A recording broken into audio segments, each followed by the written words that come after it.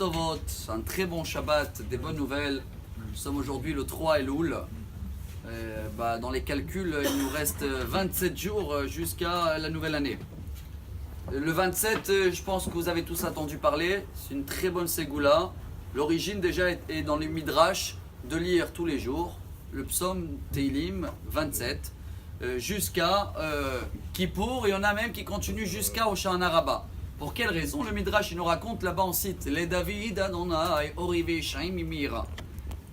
Ori c'est Rosh Hashanah, ma lumière. Ish'i, ma délivrance, c'est Kippour.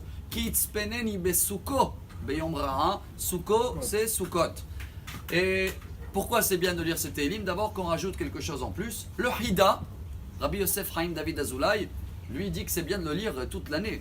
Et c'est vrai que beaucoup des séfarades, ils le lisent tout le temps avant Arvit. En tous les cas, voilà déjà quelque chose pour bien commencer.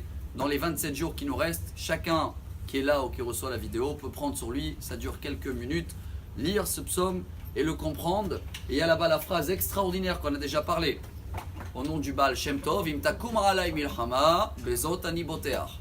Si je vois que j'ai la guerre, ça veut dire que je prends un chemin et je vois que j'ai des bâtons. Ce sera dans le travail, ce sera la synagogue.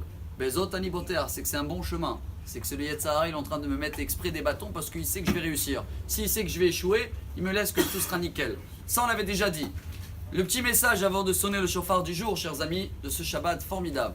Shoftim, tout le monde connaît les Shoftim et les Shotrim, les policiers et les juges qu'on a dans notre bouche pour contrôler les paroles. Ça on doit travailler.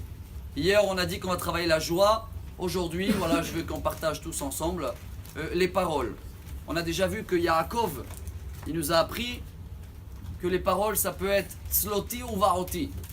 Et l'unkelus il traduit harbi et kashti. C'est ou un épée ou une flèche. Regardez comment c'est magnifique. Il y a des paroles de Torah, il y a des paroles de prière qui vont faire l'effet tout de suite. Comme une épée, où tu touches ça coupe. Il y a des fois des prières que ça met le temps. Ça peut arriver après 1 an, 2 ans, 10 ans, comme une flèche. Quand ça arrive. La petite différence, c'est que pour que la flèche elle arrive bien, le viseur doit être formidable. C'est pas la flèche qu'elle doit être bien. C'est-à-dire que des fois, même si les paroles ne sont pas très bien, mais on a travaillé sur nous-mêmes, alors quand ça va arriver, ça va tomber pile.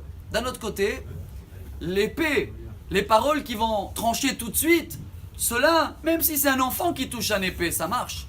Le viseur ou celui-là qui porte l'épée, même s'il n'est pas très bien, ça marche. Ce qui veut dire, on peut ou tailler les mots, la prière, ou tailler nous-mêmes, travailler un des deux pour améliorer Bezrat Hashem, notre prière, comme ça, où ça frappe tout de suite, et ou quand ça va arriver, pile dans le moment où il faut. Voilà ce petit message pour cette paracha, et voilà le chauffard du jour. Shabbat Shalom et Besorot Tovot.